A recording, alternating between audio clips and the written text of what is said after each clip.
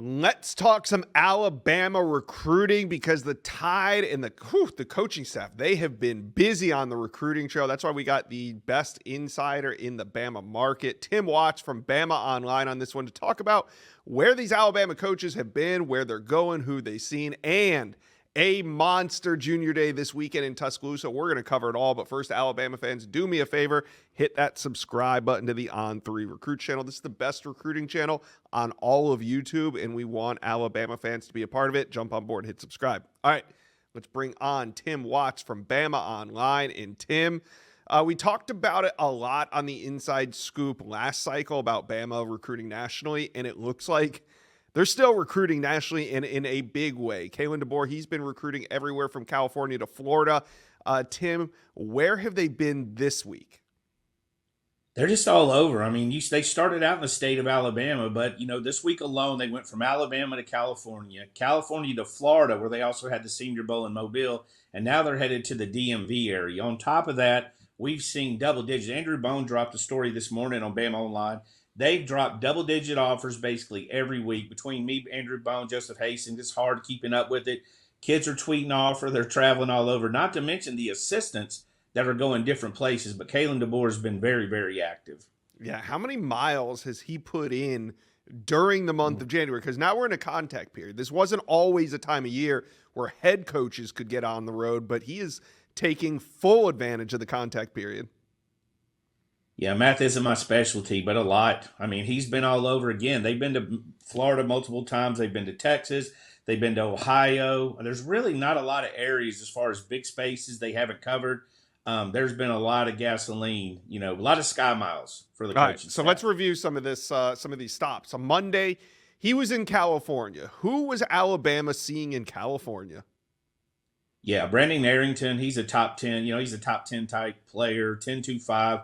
100-meter guy, can play on either side of the ball. Very, very elite. Alabama's been, recruiting him for a while. I think a lot of schools have been recruiting him. But, Kalen DeBoer went out on Monday to see him. But a couple of weeks earlier, Courtney Morgan had went out. So they're definitely making him a priority. And on the way back from California, and of course, they saw other guys like Matter Day. They went by Matter Day. We'd spend a whole 10-minute segment talking about the prospects they have. Mark Bowman, 2026 tight end that just reclassified from 2027 is there. But they also, a prospect I really like that they stopped on the way out. They stopped at Bishop Gorman and saw Jet Washington, who's Kobe Bryant. You know how much I love basketball, but he's Kobe Bryant's nephew. And if you watch him on tape, I mean, you can see the athleticism, 6'4" safety, can do a little bit of everything, but another guy that they've been recruiting really hard. Yeah. All right. So then they Kalen DeBoer flew from California to Vegas. And then on Tuesday, he was in Florida. Who are the Tide's top targets in Florida that he was checking in on? Yeah, safety Caden Hall's one I think a lot of people have been looking at. He's expected for the junior day. Trent Henderson, he's a bit of a monster. Edge kind of guy's got a lot of offers. That Panhandle area historically has been good to Alabama. There's a lot of, it's kind of like, they call it a little bit like lower Alabama, Mobile and that Panhandle kind of mixed together. A lot of Alabama representation there. But Trent Henderson's one. Grant Wise is a kid that's got probably very underrated right now considering all the schools that are recruiting him, but an offensive lineman. Went in there and hit a few. Now, they had double duty. They had to dip over to the Senior Bowl where the Alabama players were competing and be seen and everything over there. But they bounced back. And then today, of course, they headed to the DMV. Yeah. So in the DMV, I can only imagine. I'll give you two names. I know who they're going to see. They're going to see offensive tackle Emmanuel Iheanacho and also Zion Ely, the number one edge in the country. So, Tim, where do you think it's early? Zion Ely's already committed to Maryland, but he's committed to Maryland. Iheanacho is not committed. Where do you think Bama stands early on with each of these guys?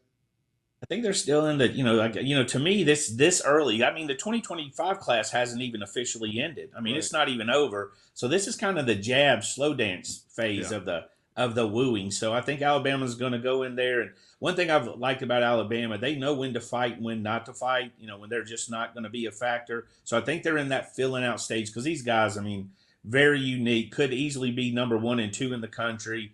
Definitely probably in consideration for number 1 at each of their positions. Again, very elite prospects. And, they're going to have their choice of schools to choose from. But I think the Yeah. Alabama staff's going to meet them, meet the head coach. The next step's trying to get them on campus, maybe in spring, try to get them for an official visit in the summer. I mean, that's kind of how all recruitings are going to go. But these two guys are going to be two big time targets. Yeah. It ain't where you start, it's where you finish, is especially true when it comes to recruiting. So just kind of early on those guys, but good to see that the Tide are involved. So we talked at the beginning that there's a big junior day in Tuscaloosa this weekend. Who are the names that Bama fans need to be following? Inside Scoop viewers, listen up. On3 is proud to announce the first stop of the Greatest Generation Tour at Asheville High School in Asheville, North Carolina. We are in partnership with the Army National Guard, and we are honored to recognize the Asheville High School football team as Team of the Year. Now, after Hurricane Helene brought devastation to Western North Carolina, this team faced significant challenges that disrupted their season and the community's sense of normalcy. So, despite the adversity, the Cougars came together, finishing their season strong and providing a source of hope and connection for their community each Friday night. So, we look forward to celebrating the Asheville High School football team next week. I mean, we've touched on some of them. Brandon Arrington's going to be coming in, Henderson, Grant Wise. Some of the guys we've already touched on will be in. But, one guy I'm always watching is Anthony Tank Jones from Mobile, St. Paul, a defensive end, edge guy. He's got the body to grow into several different positions. Huge upside. And I know Christian Robinson's did a lot of work there. One of Alabama's first stops when Kalen DeBoer went to see him. So he's a guy. Perhaps the most interesting to me is EJ Kroll, Ezekiel Kroll, who just reclassified from 2027 to 2026. So now his recruitment is sped up a whole year. He was a top 10 guy in the 2027 class. He's a running back. So now you went from just, having him get to know the staff to now he's officially in recruiting mode. So he's one I'm interested. He's been to Alabama a few times, but probably the number one running back in the country, certainly in consideration for that. Wanted to ask you something before I let you go. Xavier Griffin, I guess he's a 4-star, but he's the number 24 ranked player in the country, number 2 linebacker in America. He was on the show this week, and Xavier told us that, despite him playing high school football in Georgia and committed to USC, he's actually from the state of Alabama, and mentioned to me that Alabama has been in touch. They're consistently in touch. Is this a guy that Alabama fans need to know moving forward, Xavier Griffin?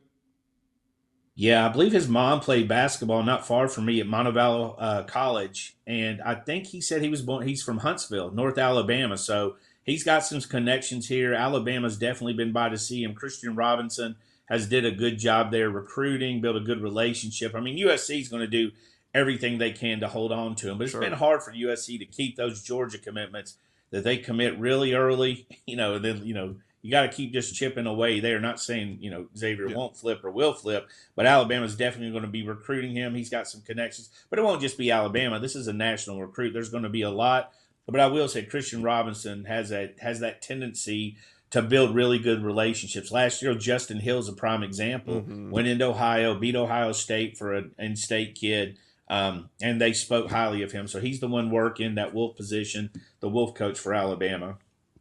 All right, Alabama fans, talk to Tim Watts and I. How are you feeling about this class so far, and how are you feeling about the big junior day in Tuscaloosa this weekend? Let us know who you're tracking. Comment section below.